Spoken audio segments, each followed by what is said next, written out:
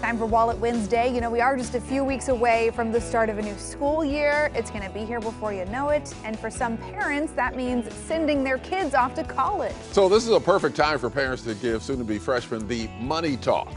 Joining us live with tips on how to talk to college kids about finances is Kevin Saylor. Kevin is a wealth management advisor with Northwestern Mutual. Good morning.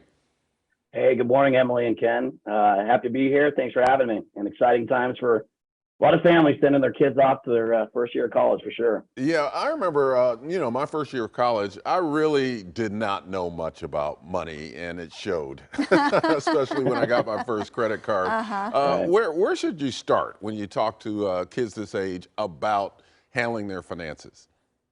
Yeah, 100% agree. I was similar to you in that respect, is that I didn't have a lot of understanding with money. I had a part-time job in high school, but the budgeting and everything that went along with it just didn't have those principles. So I think there's really three main principles that I would teach my kids if they were heading off to college this fall. Is one, having a budget, and more importantly, sticking to that budget as best as possible. Number two, having some sort of safety net for emergency expenses that may come up. And then number three, understanding how credit cards work and being responsible about the use of a credit card.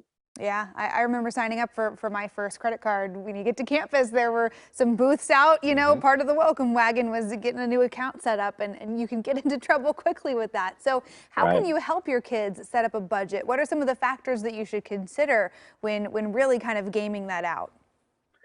Yeah, I think a good rule of thumb is what I like to say is the 60-20-20 rule, which means 60% of your budget goes towards your fixed expenses. That's rent, utilities, groceries, those types of expenses that are consistent each month. Another 20% goes towards some sort of financial goals, be it building up your safety net or saving for an upcoming vacation. And then third, let's be honest, they're going to college. Kids want to have fun. So 20% goes towards that fun money so they can go out with their friends and enjoy the college experience a little bit. Yeah, absolutely. Let's talk about credit and establishing credit, because this is the age when people do start to establish their credit scores and learn how to deal with credit cards. So what are some of the ways you can teach your child about credit, without being too overbearing and having them say, "Oh, Dad," or "Oh, Mom," Right. stop it. Yeah. Right. Yeah. It's funny, Emily, the story you bring up about when you went to college, those credit card offers that come up. I had the same situation where I signed up for one, not knowing. I did it for the free T-shirt I got, and then started racking up some debt and didn't know that I had to pay it off. So I think there's a few ways you can coach your kids. One is just helping them understand how interest works, and that there's a cost associated with not paying off the entire balance each month and what that cost could look like. So you can run an example very easily to show that to them.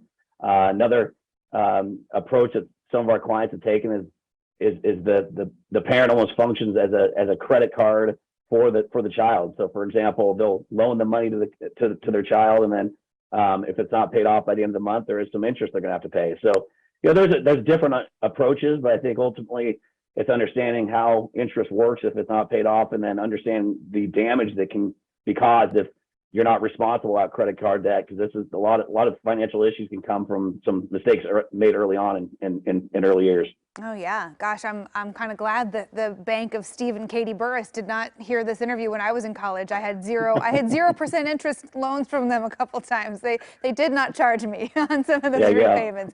But so credit cards aside and some of that stuff aside, there's also the opportunity to start looking at some long-term financial goals. This is a time of independence for a lot of kids when they're getting into college and getting out on their own. What are some realistic goals that parents could recommend for their kids, looking at the long-term planning? Right. Yeah. It's never too early to start saving and investing. You can teach them about compound interest and how that works. And then, starting to put money away into an account that maybe for an eventual purchase of a home once they're done with college, and starting to save early for that. I have a friend of mine that had a Roth IRA when he was in college, and I knew nothing about Roth IRAs at the time for retirement. And, he was set up much better and way more ahead of the game than most people. So you can actually start saving for retirement even when you're in college. So I agree. There's there's ways to start setting some money aside for those long-term goals and get set up even better for when you're done with college and you've got some money set aside, like I said, for a down payment of a home or, whatever some of those more long-term goals may be. Yeah, all good advice there. Thank you so much for taking the time to talk to us. Kevin Saylor with Northwestern Mutual. Have a great day.